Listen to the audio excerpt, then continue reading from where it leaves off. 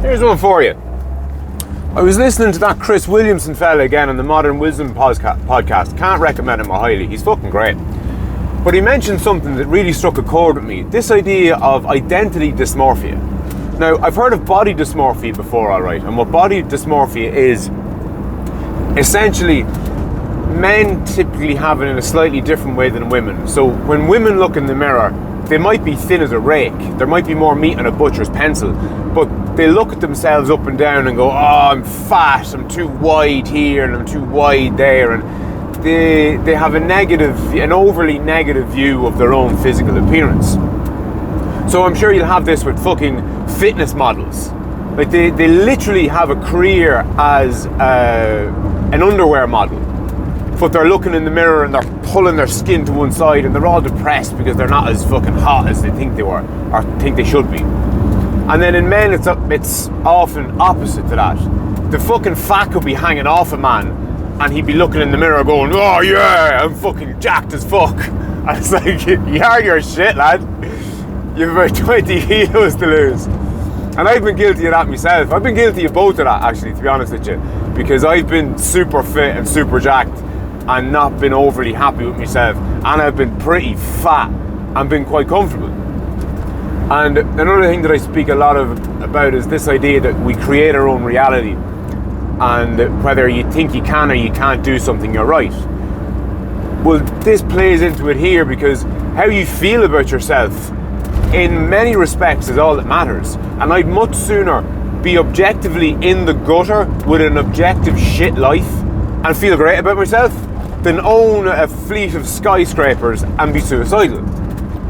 Now, you have to be careful fucking how far either way you go, but that's body dysmorphia. But he mentioned it in terms of identity dysmorphia.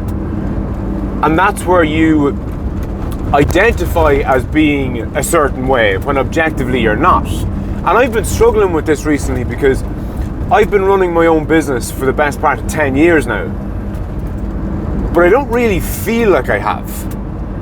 It feels like I'm only doing it about 5 minutes. It feels like I'm only getting started. And imposter syndrome is something that I suffered with bad, and I mean fucking cripplingly badly with, for a number of years. The first couple of years, I was always waiting for that guy with the clipboard to walk in and fucking shut me down. You know, you got away with this long enough, Frano, but, you know, the time has come for us to fucking put an end to this bullshit. You know, you can't be at it. Like, you can't be running your own business and making your own way in the world. Like, who the fuck do you think you are? You're a nobody from nowhere. You know, it doesn't work like that. And that was always ever present in the back of my mind, that I wasn't worthy enough, that I didn't deserve it, that I hadn't achieved what I objectively had achieved. And I was always waiting for the day when somebody would come along, tap me on the shoulder and go, the gig is up, Frano. But having suffered with that for years, I found out about it. Right? I found out that there was this thing called imposter syndrome, which is essentially what I outlined there. You objectively having achieved something, but feeling like you fucking, you know, you don't deserve it, or that you're pretending to be a business person. You're not really a business person. This sense of being an imposter in your own skin. Suffered with it for years, but once I found out about the phenomenon of imposter syndrome, it essentially cured me.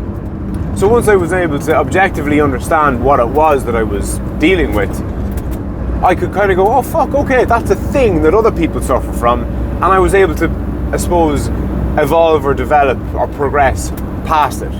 In much the same way, if somebody is suffering from panic attacks or anxiety issues, and they've kept it to themselves forever and they don't know what it is or what's causing it, and they feel isolated and alone and weird about it, but then one day they watch a fucking YouTube video explaining anxiety attacks and panic attacks, and they kind of go, oh fuck, that's what I have.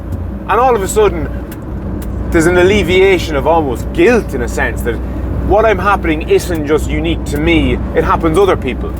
And you know, a shared trauma is a fucking lessened trauma, I think, to a certain degree at least. So just appreciating that other people suffer from this and not just you goes a long way. And I'm hoping that this idea of identity dysmorphia is going to help me progress, because I basically have to walk in the big boy's boots that I've built over the last fucking 8 years. And an example of this is, A mate of mine reminded me about this yesterday. I told him a year ago that instead of doing everything on a shoestring and I get a few euros in and I buy this and I get a few more euros in and buy that and slowly develop the business like I've been doing from the start. Instead of doing that, a year ago what I said was, fuck it, I'm going to get a bank loan.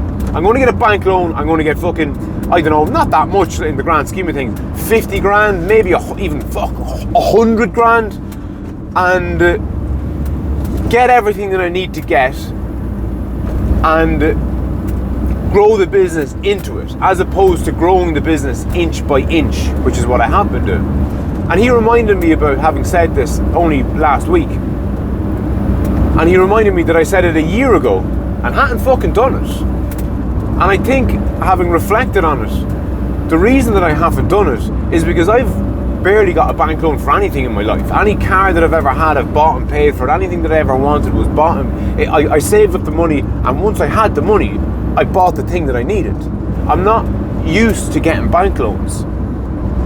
But when it comes to running a business, you need to get bank loans. You need to have a line of credit. You need to be able to spend a big lump sum of money now and then pay it off over the next number of years. Because I'm spending that money anyway. Like, let's say hypothetically I'm spending €1,000 a week getting the bits and pieces and slowly but surely gradually building my business. What I should do is get a 100 grand loan and pay that off in €1,000 installments over 2 years. So I leapfrog a 2-year waiting period and develop the business exponentially faster. But that's one thing that I'm going to have to reflect on, this idea of identity dysmorphia. You essentially being objectively a certain way. Let's say you're a fucking strong, competent, resourceful individual, objectively speaking, but you don't think you are.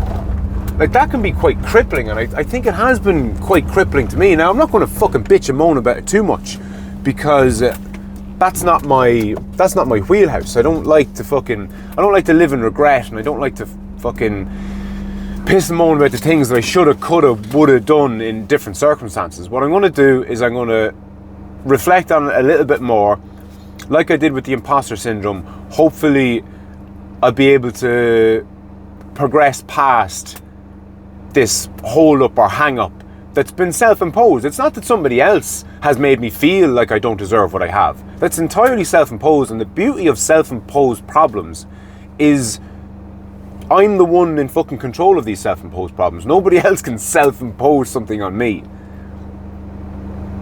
So that's what I'm going to be fucking pondering over the next while. If you enjoyed this and you enjoyed this, check out some of my other videos. There's a heap of them there.